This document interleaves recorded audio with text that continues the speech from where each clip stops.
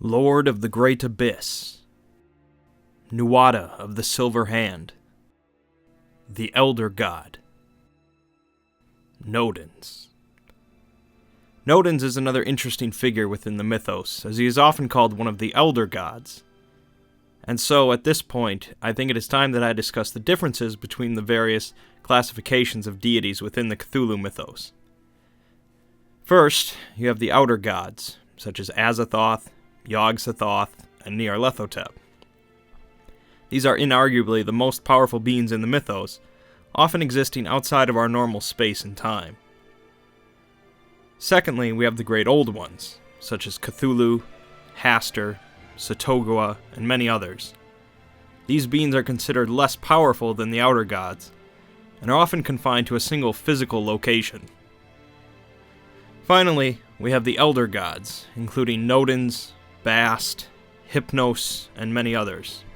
This classification was not created by Lovecraft, but instead by one of his correspondents and friends, August Derleth. Derleth, a devout Christian, decided that the Elder Gods were good beings, diametrically opposed to the evil Outer Gods, and were meant to battle them in a grand struggle for the sake of existence.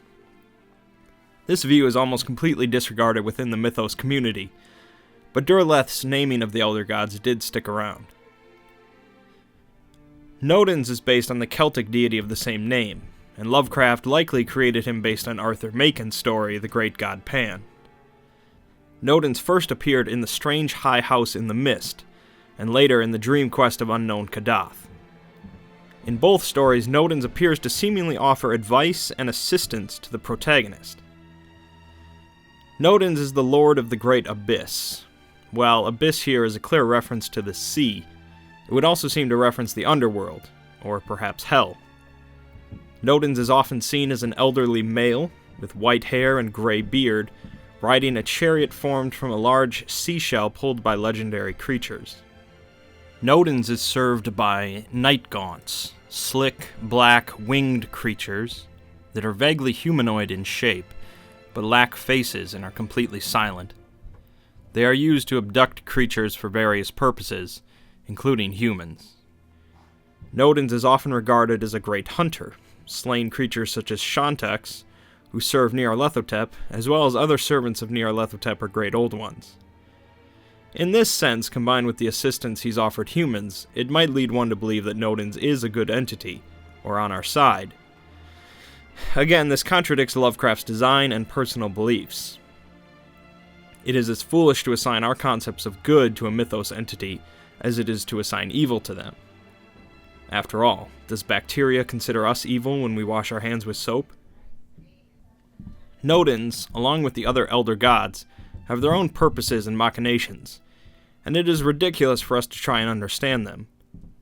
Some believe that the Great Old Ones were once servants of the Elder Gods, and the Great Old Ones rebelled against them.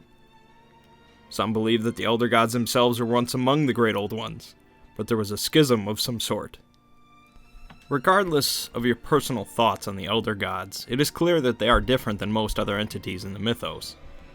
They often appear in humanoid forms, can speak in normal languages, and have their own connections to mortal concepts, such as hunting, dreaming, or animals.